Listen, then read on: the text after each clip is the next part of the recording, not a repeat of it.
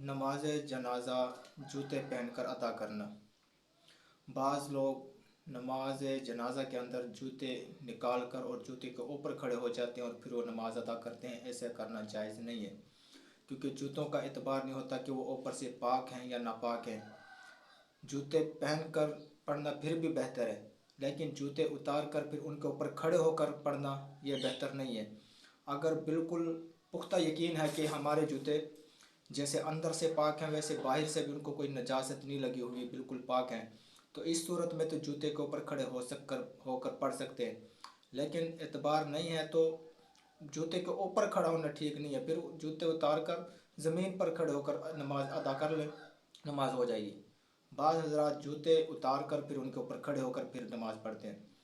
अगर जूते उतारना ज़रूरी नहीं है नमाज जनाजे में, नमाज जनाजा जूते पहन कर भी अदा की जा सकती है। जूते पहने पहने नमाज अदा कर लें, उतार कर उनके ऊपर खड़े होना बेहतर नहीं है, क्योंकि बाज़ जगह ऐसी देखी गई हैं जहाँ पर नमाज जनाजा अदा किया जाता है तो आम तौर पर वहाँ पर गायें भैंसें बंधी होती हैं, बहाना बना होता है, वहीं पर गोबर नजासत पड़ी होती है, फिर उसी जगह को साफ़ करके नमाज पढ़ रहे होते हैं। तो इस चीज़ का भी ख्याल रखना चाहिए कि क्योंकि कोई भी नमाज हो, नमाज के लिए 5 चीज़ें फ़र्ज़ की गई हैं, उनके अंदर एक फ़र्ज़ ये भी है कि जगह का पाक हो, जगह का पाक होना ज़रूरी है।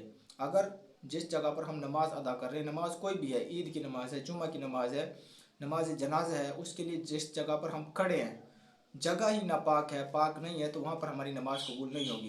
क्योंकि नमाज के लिए एक फ़र्ज़ों में ये शामिल है कि नमाज के लिए जगह का पाक होना नहायत ही ज़रूरी है। तो इस चीज़ का ख्याल रखना चाहिए।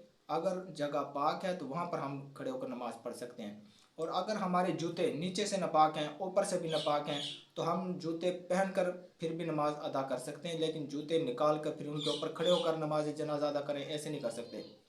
जूते पहने पहने नमाज जनाजा अदा कर सकते हैं अगर नीचे जगह ठीक ना हो तो, वरना बेहतर है कि जूते निकाल कर तसल्ली से नमाज अदा की जाए और पाक जगह पर नमाज जनाजा अदा की जाए।